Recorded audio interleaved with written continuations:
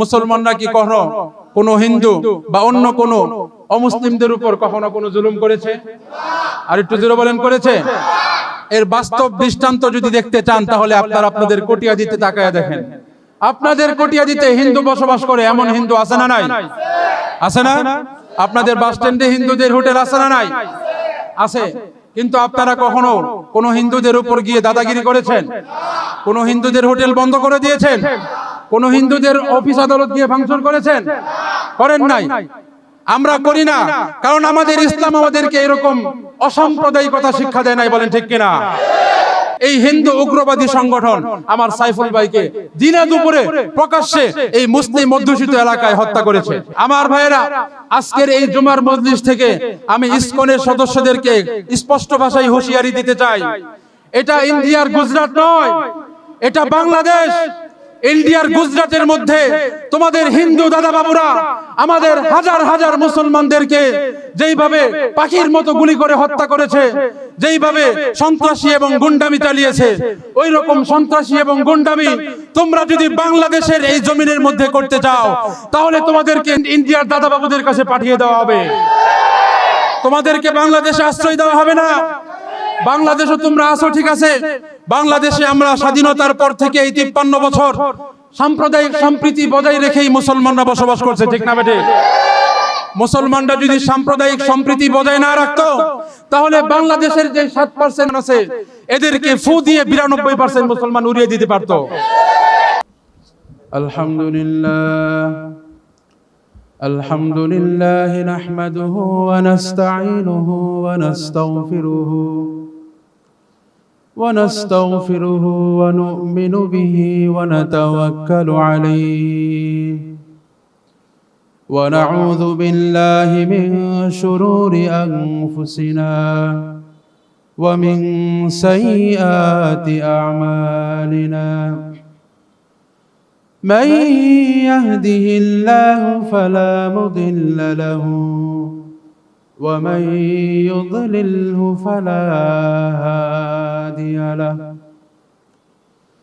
ونشهد أن لا إله إلا الله وحده لا شريك له ونشهد أن سيدنا ومولانا محمدا عبده ورسوله الذي أرسله الله تعالى بالحق بشيرا ونذيرا وداعيا إلى الله بإذنه وسراجا منيرا أما بعد فقد قال الله سبحانه وتعالى في كلامه المجيد أعوذ بالله من الشيطان الرجيم بسم الله الرحمن الرحيم من أجل ذلك كتبنا على بني إسرائيل أنه من قتل نفسا بغير نفس أو فساد في الأرض فكأنما قتل الناس جميعا بارك الله لنا ولكم في القرآن العظيم ونفعنا وإياكم بالآيات والذكر الحكيم أستغفر الله لي ولكم ولسائر المؤمنين فاستغفروه إنه هو الغفور الرحيم شبيتو رب العالمين الذكر كوري لا إله إلا الله لا إله إلا الله لا إله إلا الله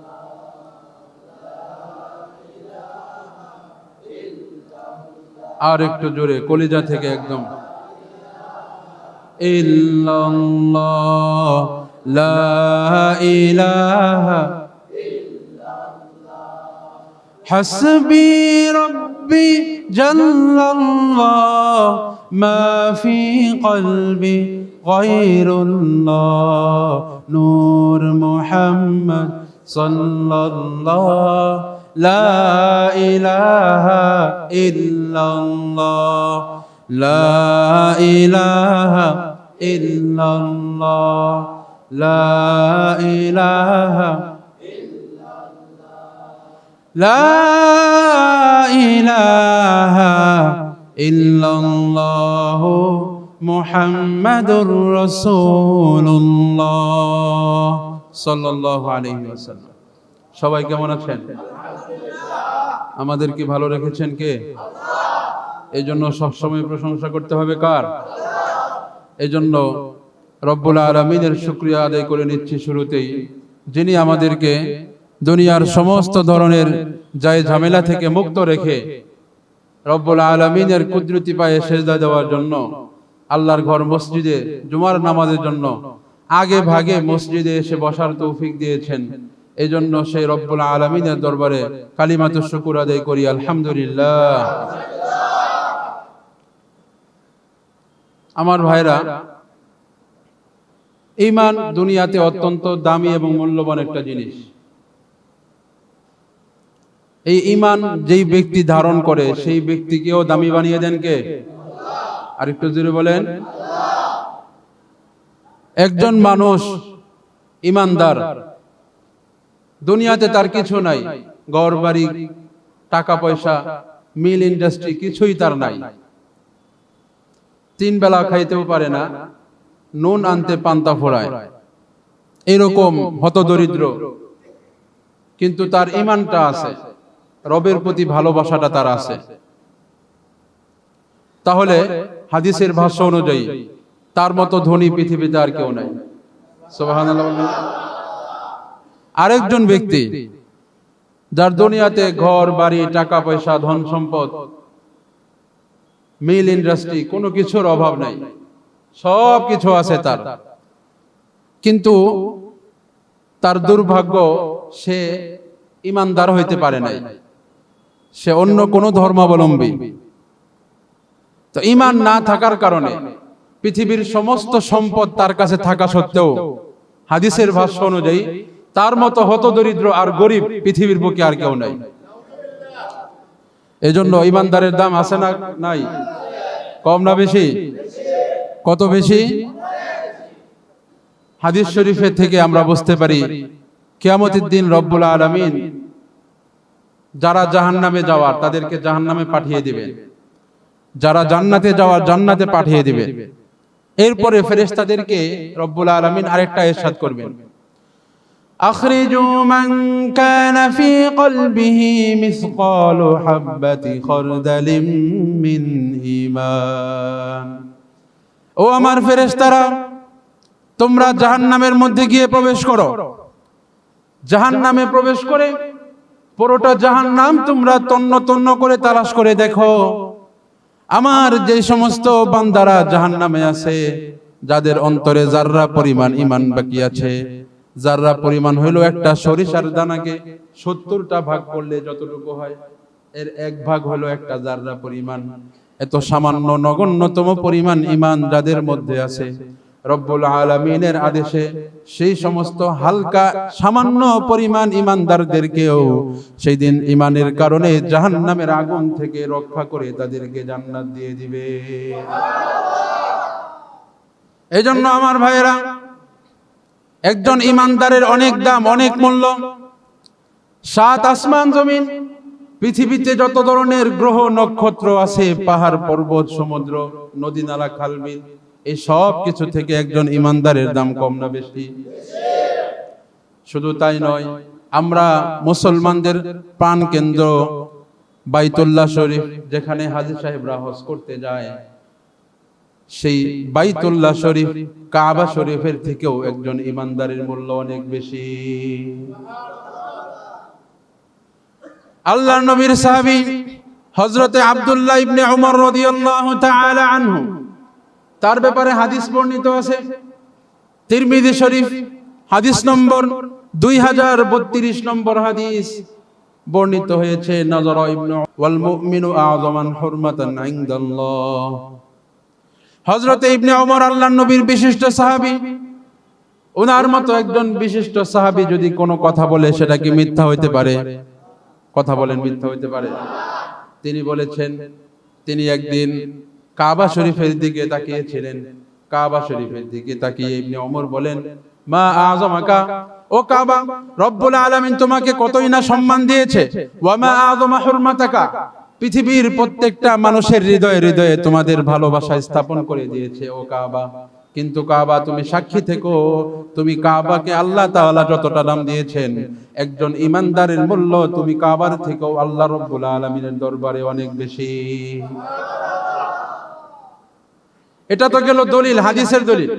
এবার আমরা একটু যুক্তি দিয়া বুঝি। হাদিস শরীফে ইরশাদ হয়েছে, লা তাকুমুস সাআতু হাত্তা ইউকালা আল্লাহ আল্লাহ, ততদিন পর্যন্ত পৃথিবী কিয়ামত হবে না, পৃথিবী ধ্বংস হবে না, যতদিন পর্যন্ত পৃথিবীর বুকে একজন মানুষ আল্লাহ আল্লাহ বলনেওয়ালা থাকে। কথা বলেন ঠিক না বেঠিক? কোনো সন্দেহ আছে? আমার ভাইয়েরা, আপনাদেরকে জিজ্ঞাসা করতে চাই, পৃথিবীতে যদি এমন কোন দুরবস্থা আসে যে পৃথিবীতে একজন মানুষও নাই যে আল্লাহ আল্লাহ বলবে, তাহলে আল্লাহ তাআলা পৃথিবীটা রাখবেন না ধ্বংস করবেন? আর একটু জোরে বলে। তাহলে পৃথিবী যখন ধ্বংস হবে তখন কাবা ঘর ধ্বংস হবে না? কথা কয় না? সাত আসমান জমিন সবগুলো ভেঙে চুরমাচুর হয়ে যাবে না? তাহলে এটাই বুঝতে হবে, এখান থেকে স্পষ্ট বোঝা যায় একজন ইমানদারের কতটা দাম। একজন ইমানদার যতদিন পর্যন্ত পৃথিবীর বুকে থাকবে ততদিন এই কাবার অস্তিত্ব থাকবে। একজন ইমানদার যখন পৃথিবী শূন্য হয়ে যাবে, আল্লাহকে আল্লাহ বলে ডাকার মতো একজন ইমানদার যখন পৃথিবীতে না থাকবে, তখন রব্বুল আলামিন পৃথিবী ধ্বংস করে দিবেন। পৃথিবী ধ্বংস হওয়ার সময় কাবা ঘরও থাকবে না, সেটাও ভেঙে চুরমাচুর হয়ে যাবে। বলেন ঠিক না বেঠিক? আমার ভাইরা, একজন ইমানদারের দৃষ্টান্ত হইল বিয়ে বাড়ির বরের মতো। বিয়ে বাড়িতে, মেয়ের বাড়িতে তার বাবার সাধ্য অনুযায়ী 50 জন, 100 জন, 500 জন, 1000 জন মেহমান দাওয়াত দেয়। কি বলেন, আছে না নাই? সেটা জায়েজ আছে না নাই সেটা অন্য বিষয়। যদি মেয়ের বাবার সাধ্য সামর্থ্য থাকে, সে যদি স্বেচ্ছায় দাওয়াত খাওয়াইতে তাই, তাহলে সেটা জায়েজ আছে, এ নিয়ে কোনো সন্দেহ নাই।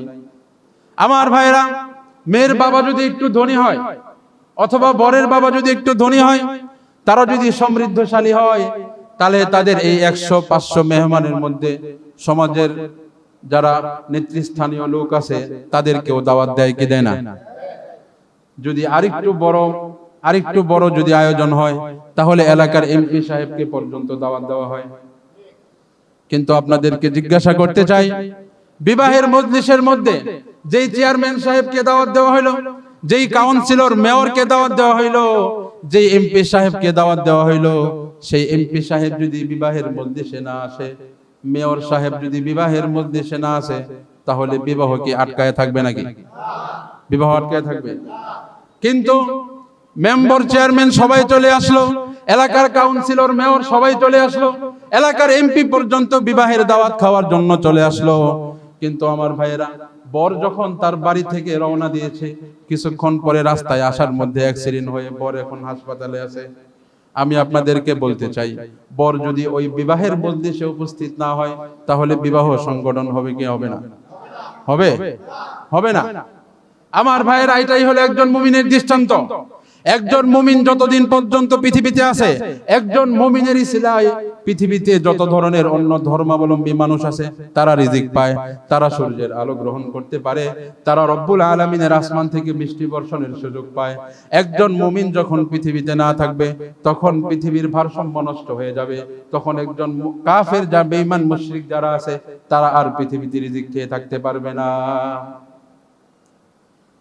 এখন আপনারা প্রশ্ন করতে পারেন, হুজুর, পৃথিবী যদি মুমিনদের জন্যই টিকে থাকে, ইমানদারদের জন্যই যদি পৃথিবী টিকে থাকে, তাহলে এই ইমানদারকে দেখতেছি আমরা পৃথিবীতে বর্তমানে না খেয়ে থাকে। ইমানদাররাই বর্তমানে কষ্টে, অনেক কষ্টে দিনাতিপাত করতেছে। এটা কেন? এটার দৃষ্টান্ত ওই বিবাহের সাথেই মিলান। যেই বর আর কনের বিবাহ হয়, বিবাহের দিন তারা কি বেশি খাইতে পারে? এই কথা কয় না? বিভিন্ন টেনশন, পেরেশানি এবং বিভিন্ন চিন্তা ভাবনায় বর আর কনে যারা আছে, যাদের বিবাহ, তারা কিন্তু বেশি খাইতে পারে না। দেখা যায় তাদের সাথে যে লেসপন্সাররা যায়, বরং শুধু ওই মেহমান না, বরং ওই বিবাহের খাওয়ানোর প্যান্ডেলের আশেপাশে এলাকার যে কুকুর ঘোরাঘুরি করে, দেখা যাবে হিসাব করলে বর আর কনে যতটুকু ওই বিবাহের দিন খায়, এর থেকে ওই রাস্তার কুকুরও বেশি খায়। কথা কন না? ঠিক তেমনি ভাবে পৃথিবীর অস্তিত্ব টিকে আছে একজন ইমানদারের কারণে, এটা ঠিক।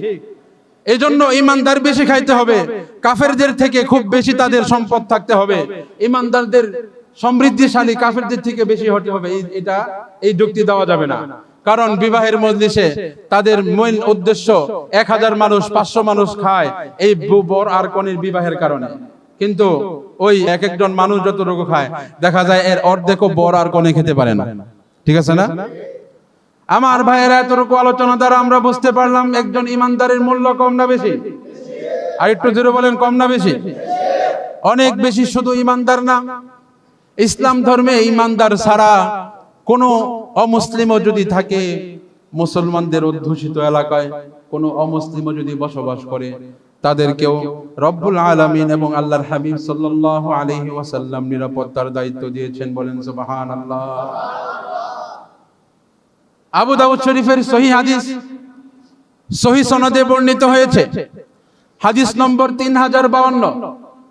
আল্লাহর হাবিব সাল্লাল্লাহু আলাইহি ওয়াসাল্লাম ইরশাদ করেছেন, আলা মান যালামা মুআহিদান আও ইনতাকাসাহু আও যালামাহু আও আখাযা নাফসান আও আখাযা শাইআন বিগাইরি তিবি নাফসিহি ফাআনা হাদিজুহু ইয়াওমাল কিয়ামাহ। আল্লাহর হাবিব সাল্লাল্লাহু আলাইহি ওয়াসাল্লাম ইরশাদ করেছেন, যদি কোনো মুসলিম অধ্যুষিত এলাকা, যেখানে মুসলমানরাই সংখ্যাগরিষ্ঠ, মুসলমানরাই সংখ্যায় বেশি, এরকম মুসলিম অধ্যুষিত এলাকায় যদি কোনো অমুসলিমরা বসবাস করে, কোনো অমুসলিমরা যদি বসবাস করে, মুসলমানদের সাথে একসাথে সমাজে বসবাস করে, আমার কোন উম্মত মুসলমান যদি ওই সমস্ত হিন্দুদেরকে, ওই সমস্ত অমুসলিম সংখ্যালঘু যারা আছে তাদের উপর যদি জুলুম করে, তাদের মাল যদি অন্যায়ভাবে আত্মসাৎ করে, তাদের ব্যবসা প্রতিষ্ঠান যদি গিয়ে ভেঙে দেয়, তাহলে দুনিয়াতে যদি ওই সমস্ত মুসলমানদের বিচার না হয়, কিয়ামতের দিন আমি নবী, স্বয়ং আমি নবী আমার সেই উম্মতের বিরুদ্ধে আল্লাহর দরবারে মামলা দায়ের করব। সুবহানাল্লাহ নাই? সুবহানাল্লাহ বলতে সমস্যা আছে কোনো? একবার সুবহানাল্লাহ বললে রব্বুল আলামিন জান্নাতের মধ্যে একটা বৃক্ষ রোপণ করে দেন। যেই বৃক্ষ, একটা ঘোড়া দিয়ে একজন তাগড়া যুবক যদি ওই বৃক্ষ অতিক্রম করতে চায়, তাহলে বৃক্ষের এক মাথা থেকে আরেক মাথা পর্যন্ত যাইতে 500 বছর সময় লাগবে। অন্য আরেক হাদিসে আছে, একবার সুবহানাল্লাহ বললে আসমান এবং জমিনের মাঝখানে যত দূরত্ব আছে, যত ফাঁকা জায়গা আছে, সম্পূর্ণ ফাঁকা জায়গাকে যদি সওয়াব দিয়ে পরিপূর্ণ করে দেওয়া হয়, এতটুকু পরিমাণ সওয়াব একবার সুবহানাল্লাহ বললে মুমিনের আমলনামায় দিয়ে দেওয়া হয়। এই জন্য দেখবেন সুবহানাল্লাহ বলার জায়গা আছে যেখানে সুবহানাল্লাহ বলতে হয়। এরপরও শয়তান আছে এমন যে শয়তান অনেককে দেখবেন সুবহানাল্লাহ বলতে দেয় না, শয়তানে অনেককে বলতে দিবে না। কারণ কি? শয়তানে আপনাকে 1 মাস গুনাহ করায়া, 1 মাস আপনার পিছনে লাগা থাকা আপনাকে যতটুকু পিছাইয়া দিছে গুনাহের মাধ্যমে, একবার সুবহানাল্লাহ বললে তো তার ওই 1 মাসের সমস্ত শ্রম বৃথা যায়, আপনার সওয়াবের পাল্লাটাই আবার ভারী হয়ে যাবে। কথা বলেন ঠিক না? এজন্য শয়তান দেখবেন অনেককে বলতে দিবে না। এখানেই আপনাদের সাথেই বসা, আপনারা সুবহানাল্লাহ বলতেছেন, কিন্তু অনেকে দেখবেন মুখ বন্ধ করে বসে থাকে। এরা আসলে, এটা আমাদের কোনো লস না, আপনারা যারা সুবহানাল্লাহ বলতেছেন তাদেরও লস না। যে মূলত মুখ বন্ধ করে বসে আছে, এটা তার জন্য দুর্ভাগ্য যে শয়তান তার উপর বিজয় লাভ করেছে। আর যদি সুবহানাল্লাহ বলতে পারেন সাথে সাথে, তাহলে এতে শয়তানের উপর আপনি বিজয় লাভ করলেন। গত 1 মাসে আপনি যেই গুনাহ করেছেন, একবার সুবহানাল্লাহ বলার কারণে সেই গুনাহগুলোকে পিছনে ফেলে সওয়াবের দিক দিয়ে আপনি উন্নত হয়ে গেছেন। এখনো অনেকে সুবহানাল্লাহ বলে নাই, দেখছেন? আমি বলছি তো শয়তান অনেককে বলতে দিবে না। যাই হোক আমার ভাইরা, যেই কথা বলতেছিলাম, ইসলাম ধর্মের মধ্যে শুধু মুসলমান নয়, পৃথিবীতে যত ধরনের ধর্ম বর্ণের মানুষ আছে সমস্ত অমুসলিমদেরকেও ইসলাম তাদেরকে নিরাপত্তা দিয়েছে। কথা বলেন ঠিক না ঠিক? আমার ভাইয়েরা, এই জন্য দেখবেন আমাদের সমাজে অনেক লোক এমন আছে যারা বলে ইসলাম যদি রাষ্ট্র ক্ষমতায় আসে, হুজুররা যদি রাষ্ট্রের ক্ষমতা দখল করে, তাহলে এই দেশের মধ্যে অমুসলিম যারা আছে তারা সঠিকভাবে বসবাস করতে পারবে না, তারা শান্তিতে বসবাস করতে পারবে না। এই আবু দাউদ শরীফের এই হাদিসটা স্পষ্ট তাদের বিরুদ্ধে দলিল। এই মুসলমানরা যদি ইসলামের ক্ষমতায় আসে, ইসলাম যদি রাষ্ট্রের ক্ষমতায় আসে, তাহলে অমুসলিমদের দিকে পৃথিবীর কোনো অপশক্তি চোখ তুলে তাকানোর সাহস খুঁজে পাবে না। আমি বলতে চাই, শুধু তাই নয়, ইসলাম ধর্ম সংখ্যালঘু অমুসলিমদেরকে যেই পরিমাণ নিরাপত্তা দান করেছে, পৃথিবীর অন্য কোন ধর্ম ইসলাম ধর্ম বাদ দিয়ে পৃথিবীর অন্য কোন ধর্ম এই সমস্ত অমুসলিমদেরকে এইভাবে নিরাপত্তা দিতে পারে না। এই জন্য আমার ভাইয়েরা, আল্লাহর হাবিব সাল্লাল্লাহু আলাইহি ওয়াসাল্লামের এই হাদিসের মাধ্যমে প্রমাণিত হয়, আল্লাহর হাবিব সাল্লাল্লাহু আলাইহি ওয়াসাল্লামের পরিভাষায় মুসলিম দেশে যে সমস্ত অমুসলিমরা বসবাস করে তাদেরকে জিম্মি বলা হয়। কি বলা হয়? একটু জোরে বলেন, আর একটু জোরে বলেন। জিম্মি, এটা আরবি শব্দ জিম্মা থেকে উদ্গত হয়েছে। জিম্মাদার অর্থাৎ দায়িত্ববান। অর্থাৎ মুসলিম দেশে যে সমস্ত মুসলিমরা বসবাস করবে, তারা শুধু এমনি বসবাস করবে না, বরং মুসলিম দেশের প্রত্যেকটা নাগরিকের জিম্মাদারিতে, দায়িত্বের মধ্যে এই সমস্ত মুসলিমরা থাকবে। বলেন সুবহানাল্লাহ। মুসলিম দেশের প্রত্যেকটা জনগণের নজরদারিতে তারা থাকবে, নিরাপত্তায় থাকবে। মুসলিম জনপ্রতিনিধিদের নিরাপত্তায় তারা থাকবে।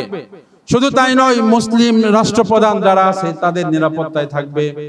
শুধু এতটুকুই নয়, একটা মুসলিম অধ্যুষিত এলাকায় সংখ্যালঘু যে সমস্ত মুসলিমরা বাস করে, তারা স্বয়ং আল্লাহ এবং আল্লাহর রাসূলের জিম্মাদারিতে থাকে। বলেন সুবহানাল্লাহ।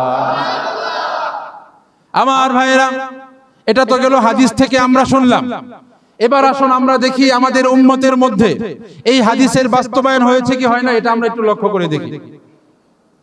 খলিফাতুল মুসলিমিন, ইসলামের দ্বিতীয় খলিফা হযরত ওমর ইবনুল খাত্তাব রাদিয়াল্লাহু তাআলা আনহুর জামানায় ইসলামের সবচেয়ে বড় একটা শহর, যে শহরের নাম হলো মিশর। বর্তমানে মিশর নামে একটা দেশ আছে না নাই? ওই মিশর শহরটা হযরত ওমর ইবনুল খাত্তাবের জামানায় মুসলমানরা বিজয় লাভ করেছিল। সেই যুদ্ধের মধ্যে মুসলিম সেনাপ্রধান ছিল হযরত আমর ইবনুল আস রাদিয়াল্লাহু তাআলা আনহু। মুসলমানরা যখন মিশরকে বিজয় করলো, তখন মুসলিম জাহানের খলিফা হযরত ওমর ইবনুল খাত্তাব রাদিয়াল্লাহু তাআলা আনহু আল্লাহর নবীর বিশিষ্ট সাহাবী হযরত আমর ইবনুল আসকে ওই মিশর এর শহরের মধ্যে গভর্নর হিসেবে নিযুক্ত করেছিলেন। হযরত আমর ইবনুল আস মিশরের গভর্নর ছিলেন, কথাগুলো ভালো করে বুঝবেন। একদিন আল্লাহর নবীর এই সাহাবী মিশরের এই গভর্নর, তিনি একদিন তার মজলিসের মধ্যে সবার মধ্যে বসে আছেন। হঠাৎ করে বাহিরের মধ্যে বিকট আওয়াজ, মনে হচ্ছে হাজার হাজার মানুষ জমা হয়ে কোথাও যেন যাচ্ছে। এই আওয়াজ শুনতে পেরে মুসলিম জাহানের গভর্নর, মিশরের গভর্নর আমর ইবনুল আস রাদিয়াল্লাহু তাআলা আনহু সাথে সাথে বের হয়ে গেলেন। বের হয়ে দেখলেন কি কাণ্ড, এখানে তো হাজার মানুষ না, এখানে তো লক্ষ লক্ষ মানুষ জমা হয়ে কোথায় যেন যাচ্ছে। গভর্নর সাহেব এবার এই লক্ষ লক্ষ মানুষের ঢলকে থামিয়ে দিয়ে তাদেরকে জিজ্ঞাসা করলেন, তোমরা এতগুলো মানুষ মিলে কোথায় রওনা দিয়েছো, কোন দিকে যাচ্ছ? এবং তোমাদের মধ্যে দেখা যায় ওই যে উঁচা একটা বাহনের মধ্যে তোমরা একটা নারীকে সাজিয়ে গুজিয়ে নিয়ে যাচ্ছ, ওই নারীকে তোমরা কোথায় নিয়ে যাচ্ছ? এবার মিশরের লোকেরা জবাব দেয়, হে আমর ইবনুল আস, আমাদের এই মিশর হইল একটা কৃষি প্রধান এলাকা। আমাদের এই মিশরের জনগণ কৃষিকাজ করার মাধ্যমে তারা তাদের জীবিকা নির্বাহ করে থাকে। সারা বছর কৃষিকাজ করে এই কৃষিকাজ থেকে যে সমস্ত ফসল উৎপন্ন হয়, এগুলো খেয়ে তারা তাদের জীবন জীবিকা নির্বাহ করে। আর এই কৃষিকাজ পরিচালনা করার জন্য অত্যন্ত দরকার হলো পানির প্রয়োজন। আর আমাদের মিশরে নীল নদ ছাড়া অন্য কোনো জায়গায় এত পানির ব্যবস্থা নাই। মিশরের নীল নদ থেকে আমরা পানি সিঞ্চন করে আমাদের ক্ষেতের মধ্যে পানি দেই, তারপরে ওই পানির সুবাদে রব্বুল আলামিন আমাদেরকে ফসল দান করে। কিন্তু অত্যন্ত দুঃখে এবং পরিতাপের সাথে জানানো যাচ্ছে যে মিশরের যেই নীল নদ আছে, যেই নীল নদ থেকে আমরা পানি সরবরাহ করে থাকি, সেই নীল নদের পানি কিভাবে জানি শুকিয়ে গিয়েছে। তাহলে এখন তোমরা কি করবা? গভর্নর জিজ্ঞাসা করতেছে। গভর্নরের প্রশ্নের জবাবে তারা বলল, এভাবে প্রতি বছর প্রায় সময় নীল নদের পানি শুকিয়ে যায়, তখন আমরা একটা কাজ করি, যে কাজটা করলে নীল নদ আমাদের উপর খুশি হয়ে যায়, খুশি হয়ে গেলে কিছুক্ষণের মধ্যে আমাদের জন্য পানি ছেড়ে দেয়, পানি আবার আসে। গভর্নর জিজ্ঞাসা করলেন, তোমরা কি করলে পানি আসে? তখন লোকেরা বলল, নীল নদের পানি যখনই শুকিয়ে যায় তখন আমরা নীল নদকে খুশি করার জন্য একজন কুমারী তরুণী সুন্দরী একজন রমণীকে আমরা নীল নদের কাছে গিয়ে আমরা সেখানে ওই তরুণীকে আমরা জবাই করে দেই। ওই তরুণীকে আমরা জবাই করে তার রক্ত যখন আমরা নীল নদের জমিনে ভিজিয়ে দেই, তখন দেখা যায় কয়েকদিনের মধ্যে নীল নদ আবার তার পানিগুলো ছেড়ে দেয়। পানিগুলো যখন আসে তখন আমরা আমাদের ক্ষেতগুলো আবার সিঞ্চন করতে পারি। এবার খলিফাতুল মুসলিমিন ওমর ইবনুল খাত্তাব যেই গভর্নরকে নিযুক্ত করেছেন আমর ইবনুল আস, এবার আমর ইবনুল আস রাদিয়াল্লাহু তাআলা আনহু জিজ্ঞাসা করলেন, বুঝলাম তোমরা যদি নীল নদের মধ্যে একজন তরুণীকে জবাই করো তাহলে নীল নদ তোমাদের উপর খুশি হয়ে যাবে, এরপরে তোমরা পানি পাবে, সবই বুঝলাম, কিন্তু আমার একটা প্রশ্ন আছে, আমার প্রশ্নের উত্তর দাও। প্রশ্নটা হইল, যে সুন্দরী তরুণী রমণীকে তোমরা সাজিয়ে গুজিয়ে নিয়ে যাচ্ছ সেখানে জবাই করার জন্য, সেই সুন্দরী তরুণীর কি অপরাধ আমার কাছে একটু বলো। যেই রমণীকে তোমরা জবাই করবে ওই রমণীর কি অপরাধ, যেই অপরাধের কারণে তোমরা তাকে জবাই করতেছ? গভর্নর যখন এই প্রশ্ন করলো তখন তাদের সকলের মাথা নিচু হয়ে গেল। এবার অনেকক্ষণ চুপ থাকার পরে তারা জবাব দেয়, হে গভর্নর, যে মেয়েটিকে আমরা জবাই করার জন্য নিয়ে যাচ্ছি এই মেয়েটির তো কোনো অপরাধ নাই, সে তো একদম নির্দোষ, তার কোনো দোষ নাই, তার কোনো অপরাধ নাই, কিন্তু আমরা তো একজন অনন্যোপায় হয়ে এই কাজ করতেছি। যতদিন না আমরা কোনো মেয়েকে তরুণীকে যতদিন আমরা জবাই না করি ততদিন পর্যন্ত পানি পাবো না। এজন্য দোষী না হইলেও আমরা একজন নির্দোষ তরুণীকে এভাবেই জবাই করি প্রত্যেক বছর, এভাবেই আমরা কাজ চালিয়ে যাই। এই কথা শোনার পরে গভর্নর হযরতে আমর ইবনুল আস রাদিয়াল্লাহু তাআলা আনহু এবার চিৎকার দিয়ে বললেন, এতদিন তোমরা কি করেছো আমরা জানি না, তবে এখন মিশরের মধ্যে ইসলাম প্রতিষ্ঠিত হয়েছে। ইসলাম যেহেতু প্রতিষ্ঠিত হয়েছে সুতরাং মুসলিম অধ্যুষিত কোনো এলাকায়, চাই ওই নারীটাও মুসলিম হোক, কোন মুসলিম অধ্যুষিত এলাকায় কোন অন্যায় অত্যাচার ছাড়া, কোন ধরনের অপরাধ ছাড়া কোন তরুণীকে আমরা জবাই করতে দিব না। আমার ভাইয়েরা, এই কথা বলার পরে হযরতে আমর ইবনুল আস কোরআনের আয়াত শোনায় দিলেন। রব্বুল আলামিন পবিত্র কোরআনের সূরাতুল মাইদা আয়াত নম্বর 32 আল্লাহ তাআলা ইরশাদ করেন, মিন আজলি যালিক কাতাবনা আলা বানি ইসরাঈলা আন্নাহু মান কাতালা নাফসান বিগাইরি নাফসিন আও ফাসাদিন ফিল আরদি ফাকান্নামা কাতালান নাস জামিআ ওয়া মান আহইয়াহা ফাকান্নামা আহইয়ান নাস জামিআ। সকলে আল্লাহু আকবার বলেন। যেখানে এখানে আল্লাহ রাব্বুল আলামিন বলে বর্ণনা করেছেন, এই জন্য আমি বনি ইসরাঈলদের উপর একটা বিধান জারি করেছিলাম। কি বিধান? কোন ব্যক্তি যদি একজন মানুষকে হত্যা করে তাহলে সে একজন মানুষকে হত্যা করে নাই, সেজন্য গোটা পৃথিবীর পুরো মানবতাকে হত্যা করে ফেলেছে, বলে নাউজুবিল্লাহ। আর কোন ব্যক্তি যদি, কোন সম্প্রদায় যদি, কোন ব্যক্তি যদি আরেকজন মানুষকে অন্যায়ভাবে হত্যা করাটাকে রুখে দিতে পারে, বন্ধ করে দিতে পারে, জালিমদের হাত থেকে হত্যা করা থেকে যদি তাকে বাঁচায় দিতে পারে, তাহলে সে যেন একজন মুসলমানকে বাঁচায় নাই, সেজন্য একজন মানুষকে বাঁচায় নাই, সেজন্য সারা পৃথিবীর পুরো মানবতাকে বাঁচিয়ে দিল, বলেন সুবহানাল্লাহ।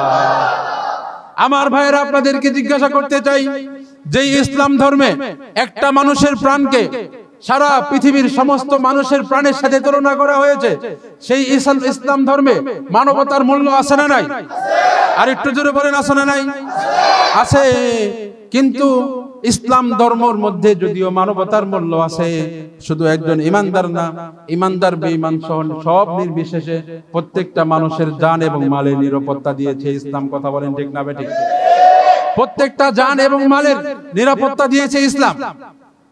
আমার ভাইরা, এইবার মিশরের লোকেরা জিজ্ঞাসা করলো, আচ্ছা ঠিক আছে, আপনি যদি আমাদেরকে এই মেয়েটাকে বলি দিতে নিষেধ করেন, বাধা দেন, ঠিক আছে মানলাম, তাহলে আপনি গভর্নর হিসাবে এখন আমাদের পানির ব্যবস্থা করে দেন। আমাদের পানি ছাড়া আমরা চাষাবাদ করতে পারবো না, চাষাবাদ না করলে আমরা কি খাবো? আমাদের তো পানির দরকার, আপনি এবার আমাদেরকে পানির ব্যবস্থা করে দিন। এবার গভর্নর আমর ইবনুল আস রাদিয়াল্লাহু তাআলা আনহু বললেন, পানির ব্যবস্থা হবে কি হবে না সেটা আমি জানি না, তবে একজন মানুষ বেঁচে থাকার জন্য আরেকজন মানুষকে অন্যায় অপরাধ ভাবে তাকে হত্যা করা, এটা ইসলাম কখনো সমর্থন করে না। আমার ভাইরা, আমর ইবনুল আস রাদিয়াল্লাহু তাআলা আনহু বললেন, তোমাদের এই পানির সমস্যার সমাধান চেয়ে আমি মদিনায় খলিফাতুল মুসলিমিন, মুসলিম জাহানের শাসনকর্তা ওমরের কাছে আমি চিঠি লিখব। হযরতে ওমর রাদিয়াল্লাহু তাআলা আনহু তোমাদের পানির সমস্যা। চিঠির মধ্যে হযরতে ওমর দেখতে পেলেন যে হযরতে আমর ইবনুল আস একটা অমুসলিম, যেই মহিলাটা একটা কিপ্তি বংশের অধিকারী, সে কোনো মুসলমান ধর্মের না, সে হলো কিপ্তি বংশের। কিপ্তি বংশ হইল ফেরাউনের বংশধর।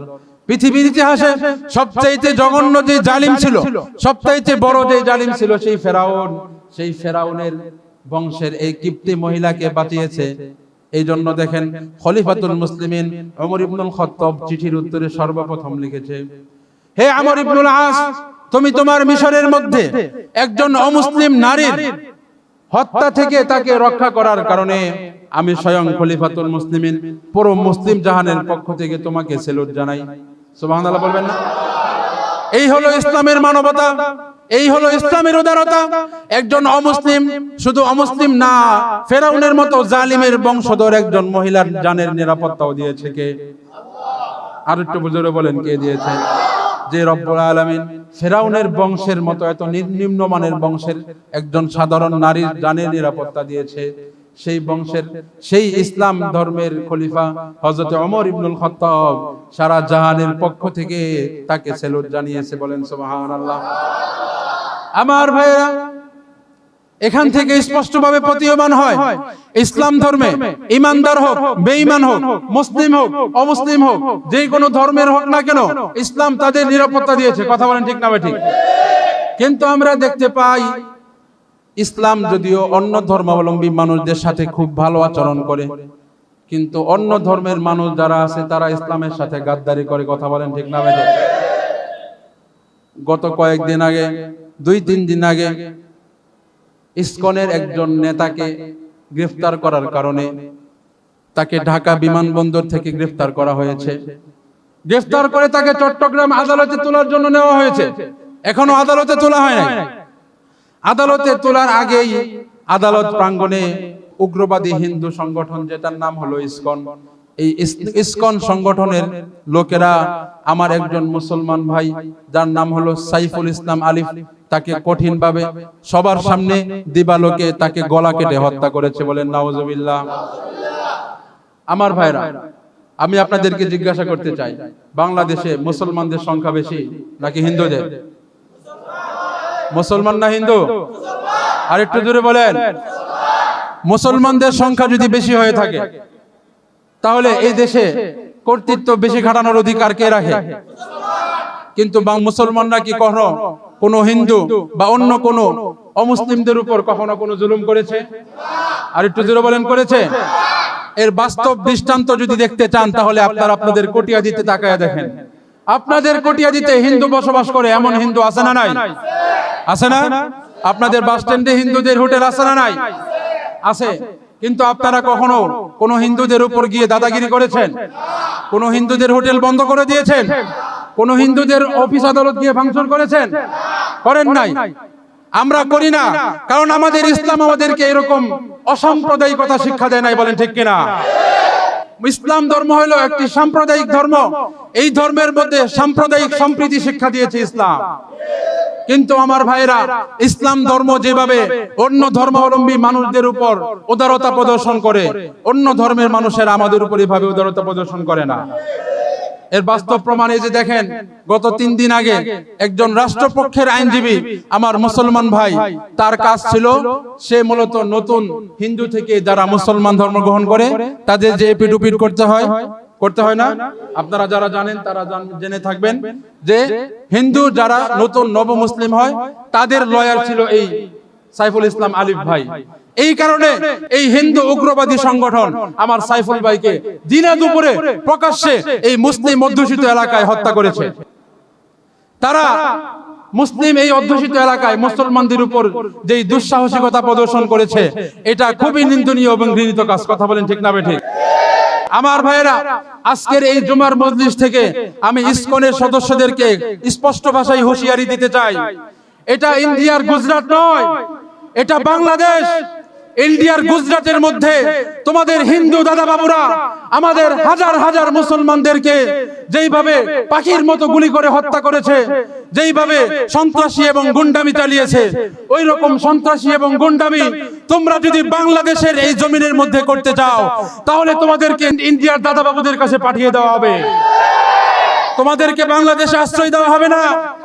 বাংলাদেশে তোমরা আসো ঠিক আছে, বাংলাদেশে আমরা স্বাধীনতার পর থেকে এই 53 বছর সাম্প্রদায়িক সম্প্রীতি বজায় রেখেই মুসলমানরা বসবাস করছে, ঠিক না বেঠিক?